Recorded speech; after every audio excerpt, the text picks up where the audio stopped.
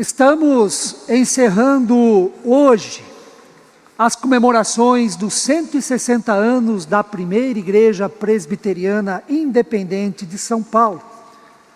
Diversas foram as celebrações e as atividades que expressaram a nossa alegria e a nossa gratidão a Deus pela existência desta igreja. Celebrações realizadas na perspectiva da adoração a Deus, os nossos cultos, do ensino da palavra de Deus, a escola dominical, e da comunhão uns com os outros por meio dos encontros promovidos pelos vários ministérios que nós temos organizados na igreja. As crianças celebraram os 160 anos da primeira igreja.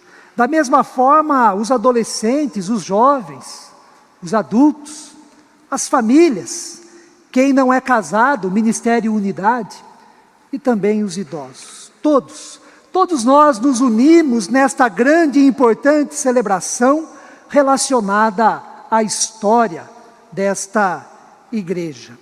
As celebrações não acabaram, ainda estamos celebrando por meio deste culto e do almoço, que será servido logo mais no salão social, onde vamos cortar o bolo e cantar um animado parabéns. Parabéns por mais um aniversário desta igreja, pelos 160 anos desta igreja. Não posso deixar de mencionar aqui os lustres que foram doados e instalados, que embelezam ainda mais a casa do Senhor. E também a campanha que lançamos, visando o reforço das estruturas que suportam o telhado e o forro do templo, e as trocas das telhas. Doação e campanha, que mostram a generosidade, a preocupação, o cuidado e o zelo de todos nós, para com a casa do Senhor, neste lugar, casa de oração, casa de adoração, de aprendizado e crescimento na palavra do Senhor. E com base na palavra de Deus, nós também adotamos uma nova visão e missão da primeira igreja enquanto corpo de Cristo, organismo vivo em que Cristo é a cabeça e nós os membros deste corpo. Como já enfatizamos em outras oportunidades, a nossa visão como primeira igreja é viver no amor de Cristo para a glória de Deus. Viver no amor de Cristo para a glória de Deus.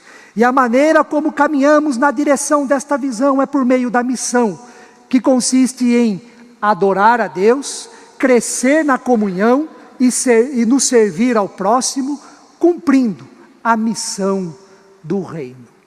O texto que nós acabamos de ler no Evangelho de Mateus, o capítulo 5, versículos 13 a 16, em muito nos ajuda na compreensão, nas ações e no modo de vida a partir da visão e da missão estabelecidas.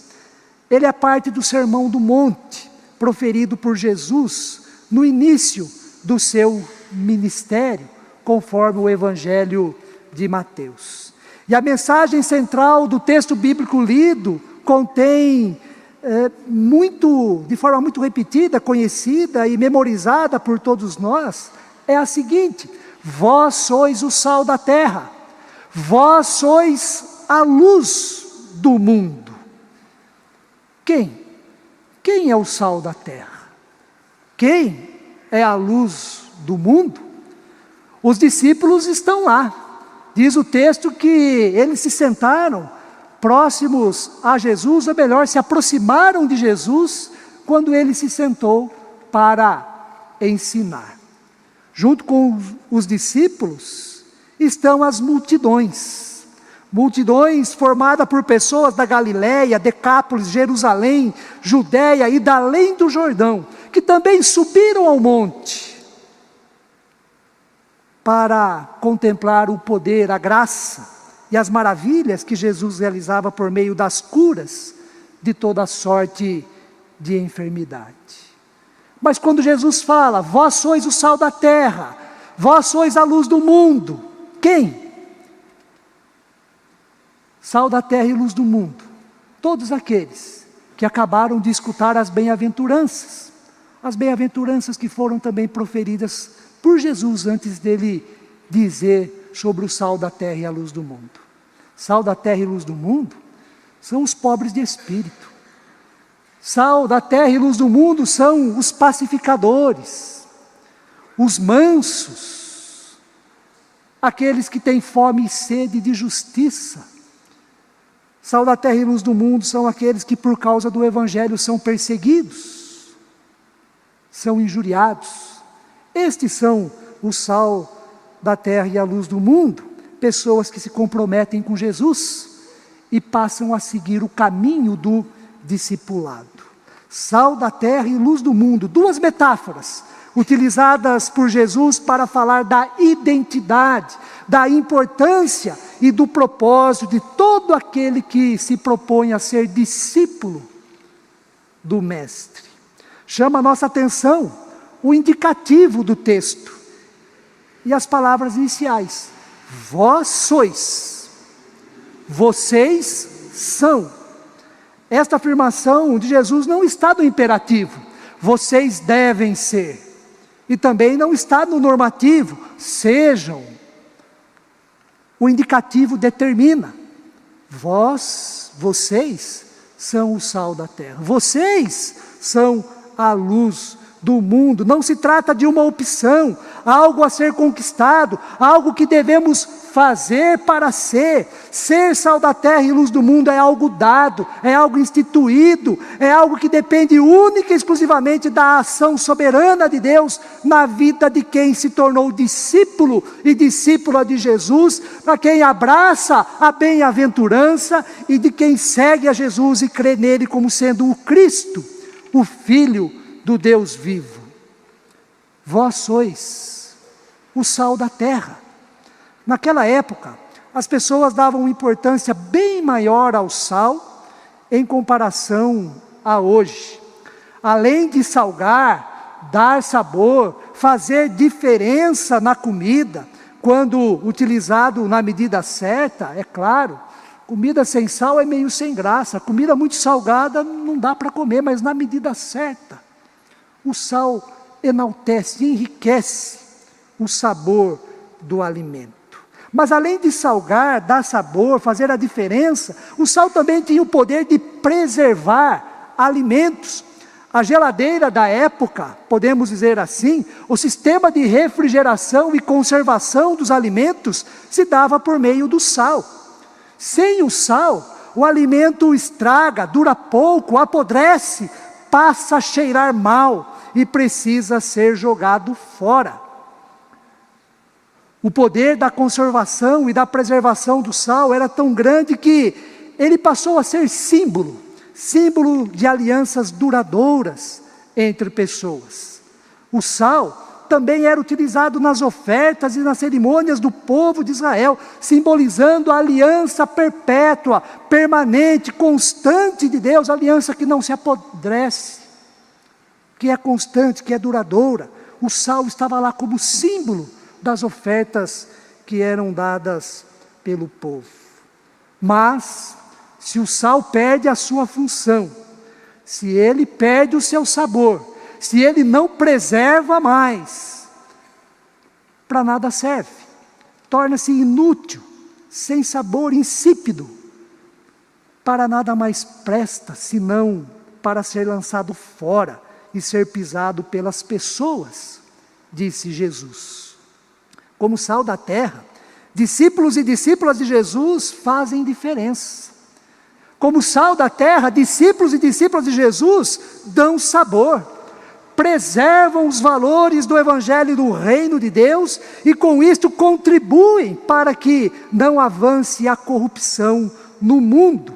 Se não tivermos esta consciência e não exercermos esta função, não servimos para nada, perdemos o sabor e a capacidade de preservar aquilo que é essencial do Evangelho de Cristo.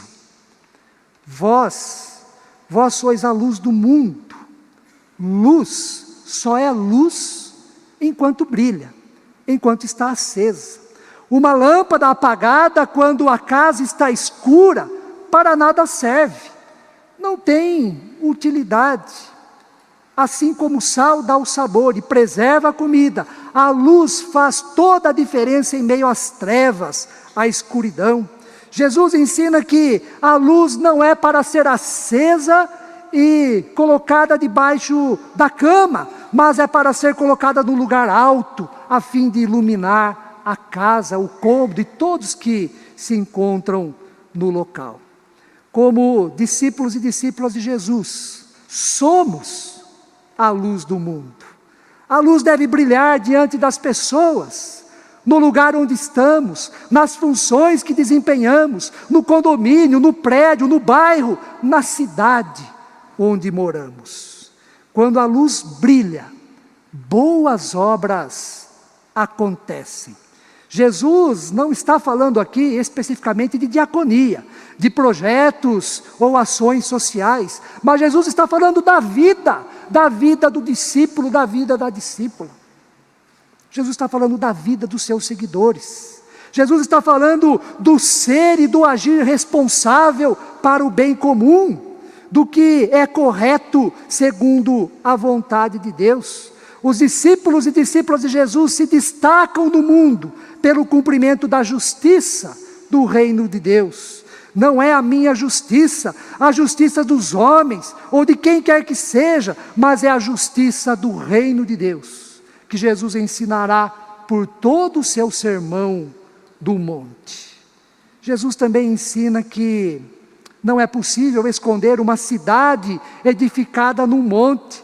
Ela está no lugar alto e por isto é vista por todos. É impossível esconder uma cidade que edificada num monte. E aí Jesus diz: assim brilhe também a vossa luz diante dos homens, para que vejam as vossas boas obras e glorifiquem a vosso Pai que está nos céus. Assim é a vida do discípulo, da discípula de Jesus. Ser luz implica em boas obras. E isto deve ser visível a todos, a fim de que Deus seja glorificado. A justiça do reino tem que se fazer presente no mundo, por meio da vida, das decisões, das ações de todos nós, que seguimos a Jesus, que cremos em Jesus, que buscamos aprender de Jesus, destacando que as boas obras realizadas por nós não devem glorificar a nós mesmos, mas o nosso Pai que estás nos céus. Não podemos roubar isto de Deus. A glória é toda de Deus, nunca de nós mesmos. A missão que estabelecemos para a primeira igreja nos ajuda a ser o sal da terra e a luz do mundo. A missão estabelecida, aliada à visão de viver no amor de Cristo para a glória de Deus, é composta de 4 atitudes fundamentais presentes em toda a Bíblia. A primeira atitude que a nossa missão, a missão da primeira igreja aponta, é a missão de adorar a Deus. Em todo o Antigo Testamento, a missão de adorar exclusivamente a Deus está presente na eleição do povo de Deus, nos 10 mandamentos e em toda a tradição sacerdotal e profética. Adorar a Deus. Estamos neste mundo para adorar a Deus. Vivemos para adorar a Deus. No Novo Testamento, Jesus ensina, corrige e acentua que a verdadeira e exclusiva adoração a Deus não depende do lugar, não depende da tradição. Não é em Jerusalém, não é no Monte Sião. A verdadeira adoração se dá em espírito e em verdade, se dá na vida de todo aquele que é discípulo e discípula de Jesus. Adoração a Deus significa caminho de libertação, de paz, de vida. Adoração a Deus significa não ficar preso, ser enganado, ser escravo daquilo que aparenta, mas não concede de vida plena. Adoração a Deus significa trilhar o caminho da salvação, do amor, da esperança, da vida eterna e da nossa realização enquanto filhos e filhas de Deus. O que você tem adorado? Qual é o objeto da sua adoração, a motivação da sua adoração? Uma pessoa? Um status? Muitos adoram a si mesmos. Ou então o dinheiro, o mercado, o consumo, um partido político, seja ele X ou Z. A adoração exige de nós uma séria reflexão. Qual é a razão da nossa vida? Qual é a razão da nossa vida? O que fala mais alto em nosso coração? O que nos motiva de forma última a fazer o que nós fazemos e a ser o que nós somos? Ser o sal da terra e ser a luz do mundo depende de adorarmos exclusivamente a Deus em tudo que somos e em tudo que fazemos. Em primeiro lugar, Deus. A segunda atitude da missão que adotamos para a primeira igreja é crescer na comunhão. Pertencer ao povo de Deus, ser membro do corpo de Cristo e templo do Espírito Santo, implica na vida em comunhão. Como igreja, nós devemos nos relacionar uns com os outros, nos aproximarmos uns dos outros, a partir da fé que nós temos em Cristo Jesus. Nós somos seres sociais, fomos criados para nos relacionarmos, para convivermos com os outros e desenvolvermos amizades construtivas e benéficas. Crescer na comunhão em Cristo significa avaliarmos e selecionarmos as amizades que nós temos. Muitos adolescentes e jovens se perdem por causa de amizades ruins, amizades destrutivas, que influenciam e levam este adolescente, este jovem, para o caminho do erro, para o caminho daquilo que é mal, distante de Deus. Muitos casais se perdem por causa de amizades também maléficas. Crescer na comunhão em Cristo significa encontrar amigos e amigas, irmãos e irmãs que partilham a mesma fé, o mesmo amor e partilham também o mesmo propósito de servir e adorar a Deus. E isto resulta em relacionamentos saudáveis, benéficos e duradouros. Igreja é lugar de amizades saudáveis, é lugar de comunhão a partir da palavra de Deus, da vontade de Deus para todos nós. A terceira atitude da missão que nós adotamos na primeira igreja é crescer no servir ao próximo. Servir ao próximo também é uma das implicações para sermos o sal da terra e a luz do mundo. O próximo, em suas necessidades, em suas dificuldades e sofrimento, não pode passar despercebido por nós, discípulos e discípulas de Cristo Jesus. Igreja é lugar de compadecer, é lugar de solidariedade, de misericórdia, de ajuda mútua. Discípulo e discípula de Jesus, que andam por diversos lugares no mundo, têm que ter isto no coração, servir o próximo, que passa necessidade, que precisa de ajuda. O principal mandamento nos ensina a amar a Deus acima de todas as coisas e amar o próximo como a nós mesmos. Precisamos ser sensíveis e atentos a fim de nos alegrarmos com quem se alegra e também chorarmos com os que choram. Isto é a igreja de Cristo. Isto significa ser o sal da terra e a luz do mundo. E por fim, a quarta atitude da missão da primeira igreja é cumprir a missão do reino de Deus. A igreja existe para cumprir uma missão que não é dela. A missão é de Deus. Deus tem uma missão e, por ser assim, Ele chama, Ele revela, Ele capacita o seu povo para participar desta missão. E como igreja, irmãos e irmãs, nós somos um povo missionário de Deus no mundo. A missão que temos é cumprir a missão que nos é dada na perspectiva do reino de Deus. O reino de Deus revelado na pessoa de Jesus, em suas palavras, em suas atitudes e também na sua vida, considerando também a sua morte na cruz e a sua ressurreição no terceiro dia. Nesse sentido que a igreja é apostólica e também católica.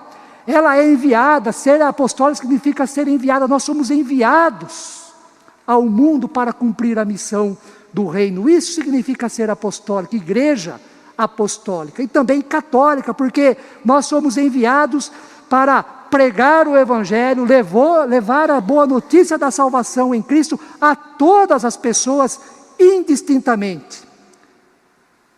E para isso, nós devemos, como o sal da terra e a luz do mundo, proclamar o amor e a graça de Deus, a justiça do reino, o evangelho da vida, da salvação e da libertação em Cristo Jesus.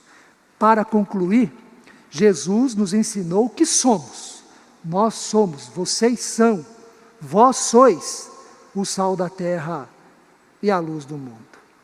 E por ser assim, nós temos que salgar, nós temos que dar sabor, nós temos que preservar os valores do evangelho naquilo que somos e naquilo que fazemos. Da mesma forma, nós somos, vocês são, vós sois a luz do mundo. E a luz deve brilhar por meio das boas obras, a fim de que Deus seja glorificado. Se não for assim, se perdermos o sabor, se não preservarmos os valores do evangelho, se não brilharmos, se não fazermos a diferença onde nós estamos e por meio de tudo que nós fazemos, não servimos para nada, segundo o Senhor Jesus Cristo. Para você que é membro ou não desta igreja, fique atento, participe, junte-se a nós na visão de viver no amor de Cristo para a glória de Deus e na missão de adorar a Deus, crescer na comunhão e nos servir ao próximo, cumprindo a missão do reino de Deus. Que todos nós possamos abraçar aquilo que vem de Jesus para nós, salgar e brilhar. Que o Senhor assim nos abençoe.